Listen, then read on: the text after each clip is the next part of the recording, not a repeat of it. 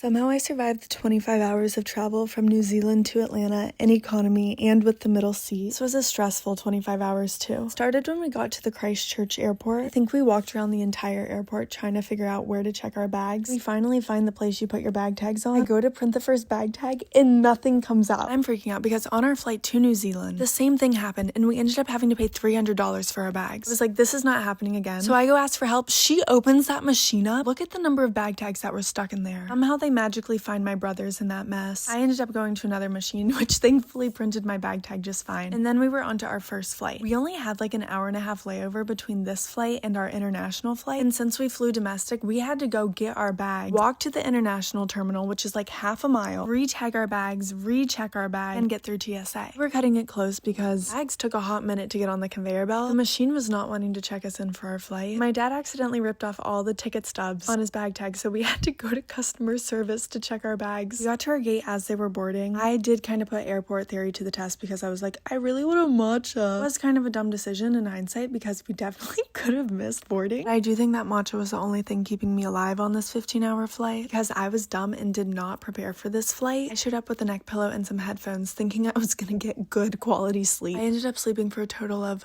30 minutes. The only thing keeping me from not crashing out were the movies and the bathroom because I could actually get up and go stretch my legs there. Food wasn't even on my side. Wrong. The food itself was divine. Halfway through the flight, they give us this ice cream. That thing was so pressurized. I opened it. It exploded all over me. I didn't even know that could happen with ice cream. Normally, it's my water bottle that ends up exploding all over me. And then I'm soaking wet for the rest of the flight. I actually have learned my lesson with that one. It's like I've learned my lesson to never take the middle seat ever again on an international flight. I did take one for the team this time because my dad and brother were flying with me, but that was torture. At least with the aisle seat, you can kind of stretch your leg. And I feel like if you have the window seat, you can rest your head against it to get good sleep. Like, tell me if I'm wrong, but I swear the middle seat has no perks. Our layover in Dallas wasn't too bad. We did have to go through customs, get our bags, recheck our bags. If you're flying internationally, don't bring in fresh food from the other country. My dad ended up bringing in an apple from New Zealand, so we had to get our bags scanned and go through all these extra steps. We're finally onto our last flight. I could feel delusion setting in. I was not okay at this point. Never understood the whole kissing the ground after your flight thing until after this flight. I was like, I've never wanted to kiss the ground more. So ready to be home and in my bed, but we were not done. Had an hour ride on MARTA still. Thankfully, my friend Emily was kind enough to come pick us up at the station, so we didn't have to get an Uber. And finally, after 25 hours, I was back home with my sweet little puppy.